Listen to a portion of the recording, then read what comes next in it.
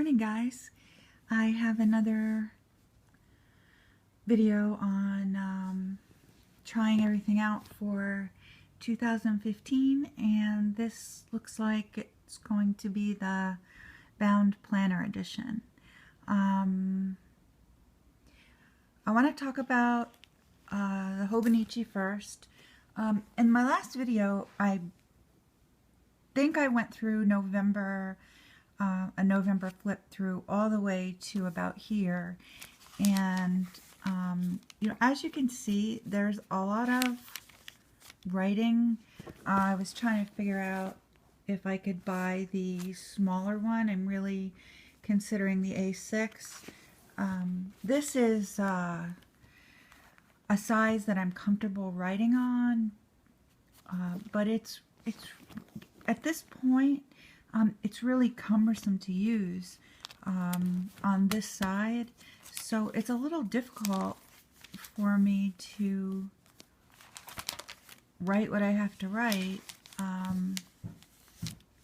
when, on this page, when it's that bulky, frankly. So I'm trying to decide whether I should try an A6 or go for the Avec,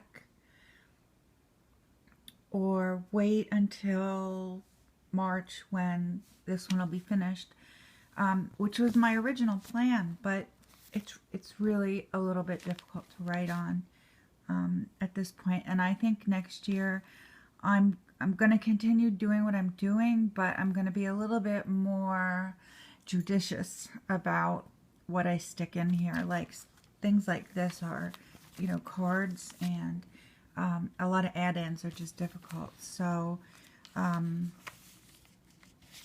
trying to see. I didn't even have anything that day.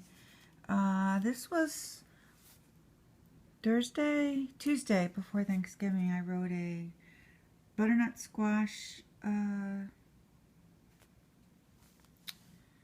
What isn't a recipe? It's how I cook it. The easiest way I found is to wash the squash, which you have to because there's bacteria on the surface that once you cut it will get on the butternut squash, so you don't want that. So wash it, preheat the oven to 425, and put this on a cookie sheet. You'll want to really put it on a piece of aluminum foil because this oozes a bit. And then how long you cook it depends on how big the squash is. So it could be anywhere from 1 to 2 hours usually. And then I just take it out. I let it cool till I can handle it. Cut it in half, cut out the seeds, and I have it. And it's painless because these are really hard to cut raw. So here's another. This is Wednesday before Thanksgiving. I was doing a lot of planning. I used the LM Hyperdex from the DIY Fish Inserts. This was Thanksgiving, and I was managing my, all the times I had to do everything. This was a stuffing recipe, and then it kind of eased off here. And this is pretty much where we are right now. I know that there's like a Hobonichi style everybody talks about, but to be honest, this is like a worksheet for me. Most of the time, my lists will be, grouped by type, and there's a lot of text in here. There's a lot of planning in here. There's, also some memorabilia and stuff, but primarily the extra stuff, the drawing and things, is really doodling, while I'm in planning mode, but thinking. There's mostly writing in here, but next year I'm going to try to keep it a little bit even more writing because, like I said, that's just painful to use. The other thing I wanted to talk about is I know a lot of you have seen the pictures that I've done, particularly the dogs. If you've seen any of the my last videos. Hang on, I want to show you something. So I have it. At the end of 2012, I decided, I was in my Malden at the time. I've actually spent, even though it doesn't seem like it right now, I've actually spent most of my time in an A5 Malden. And so this is the 2013 overview calendar that comes with all planners. And I decided that I was going to cross out every day. And I was really into it. I crossed it out every day. I used the same pen. I don't know what I was expecting at the end of it, but I thought I would feel some sort of accomplishment. And at the very end of 2013, when I crossed out my last day, I looked at it and was really depressed because I realized I had accomplished something that I did every single day. And what I felt was like a loss. Like I had expected something positive out of it, and what I felt was I got nothing. I just thought about all the time I spent crossing those numbers out. Not that it was a lot of time, but it was something I did consistently every day. And at the end of it, I was done. And I thought, what if I had used my time every day, just a small amount, on something that would really make me feel good? And I decided I was going to do the 365 project. If you want to know what that is specifically, just Google it.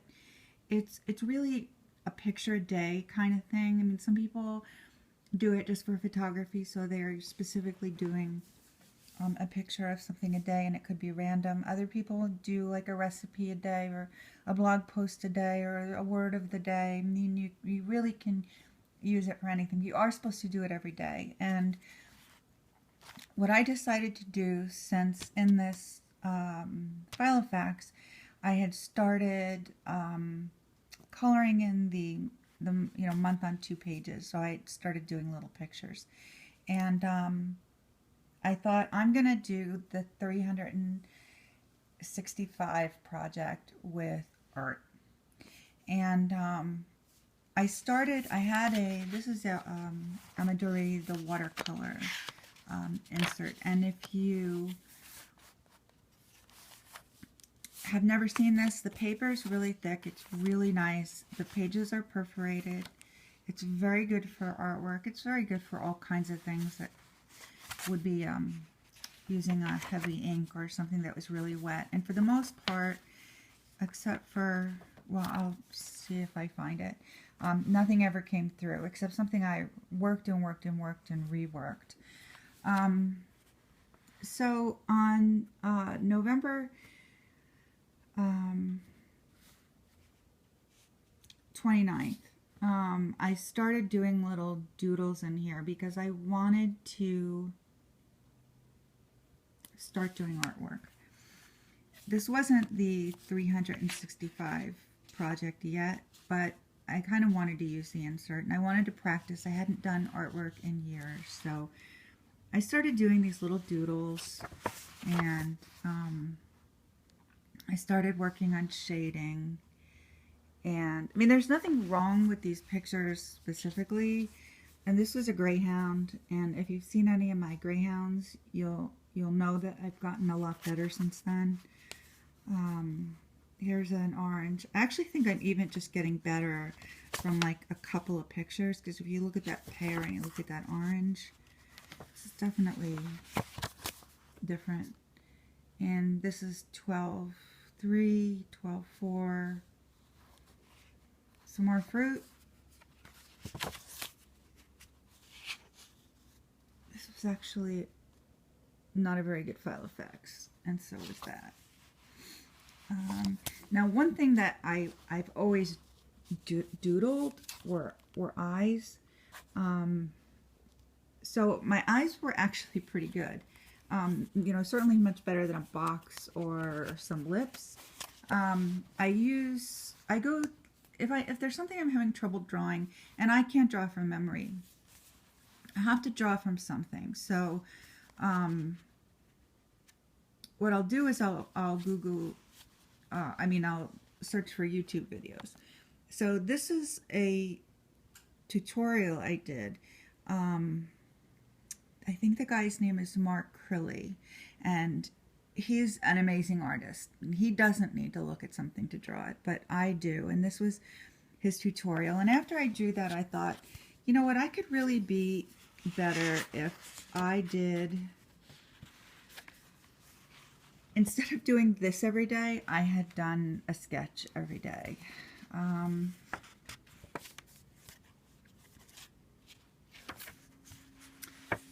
You know, so I had kind of in December, you know, had that thought. This actually was, I think, the thing that sort of came through a little bit, but not even really a lot. This paper is pretty fantastic. Some little Christmas trees, some perspective people, a little landscape. So this was January 13th, and this was the Project 365 #1, and it was just a like a linen basket that I kept my filofax stuff in. And this was Ventura's eyes, and this is actually my son's eyes. And this was like March by this time. Here's another one. Ventura's eyes. This cartoon. I did some Zen doodles. I mean, what you do. And then I did this one. I think that was, yeah, I did this one and I did this one. And this was a big mess. This took me a couple of days. You can see there's a big mess around the eyes. I had to, you know, just white it out here. It was just such a mess. So, but I mean, if you look at this compared to, let me find it. I should be able to find a dog picture easy. God, you'd think I would be able to find a dog picture easy, right? Okay. I think I saw one.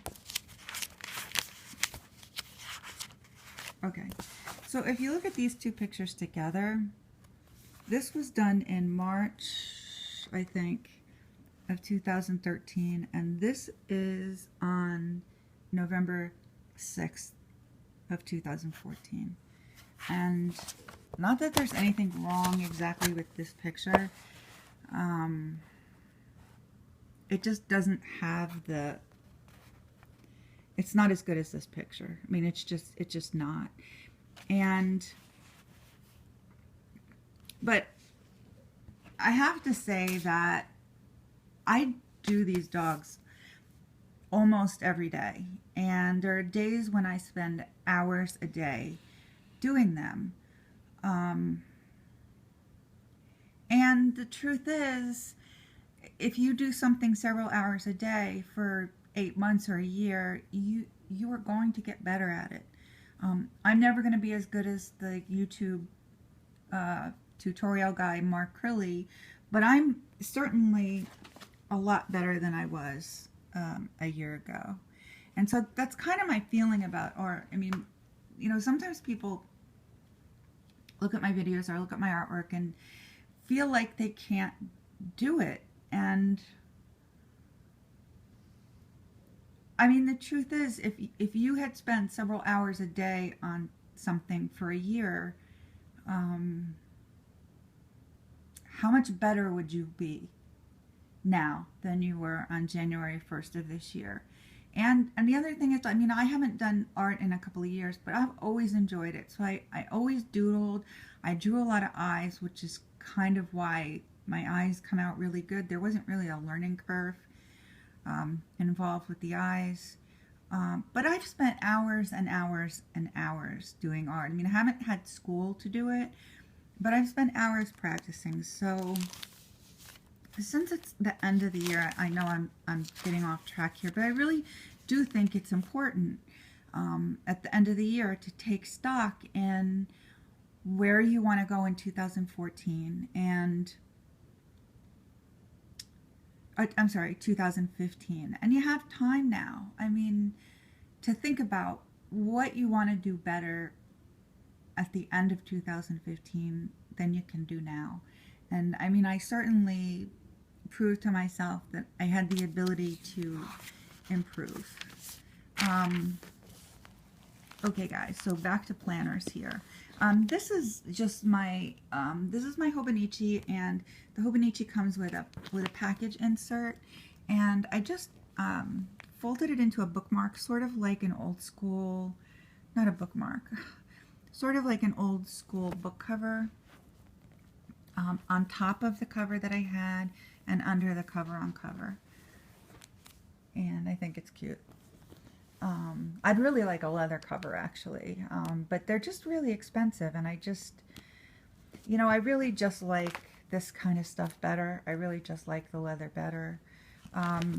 So at this point in 2014, I'm using this, and like I said, not as, I mean, I've seen it called Hobonichi style journaling, and I can't do that. I really need a worksheet. I really need a place to write notes and sometimes make it pretty and sometimes just have lists of stuff. I mean, that's really just what I need. So the other thing I'm doing is using my Midori. I haven't used my Midori in a while. I'm trying to make decisions on what to keep and what not to keep. I've had my Midori since the beginning of 2011, and I have used it sometimes on and off, but generally not for a planner. So I have it all set up, and this is a zippered pencil case that has an elastic strap on it, and I just put it here under the elastic, and because there's something I want, but I want to see if this kind of thing will work for me, and it works really well. I know that there's like a bulk issue, but if you have this, then you don't need the pen clip, you don't need the zip pocket or the credit card slots. I mean, yes, it's bulky, but it's certainly an option. So I really like the Midori a lot. I don't mind this thing up here that drives people crazy. I don't mind this thing in the back, you know, the knot in the back that drives people crazy. I really don't. I just really think it's perfect. I don't think it needs any colors. I don't think it needs any other kind of leather. I mean, I think it is perfection in design. I mean, I really, really do.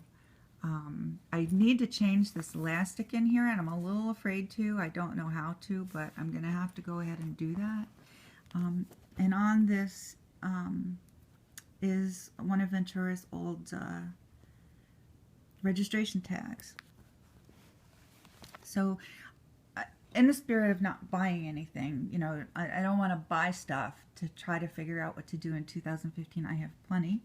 So I am using a DIY Fish monthly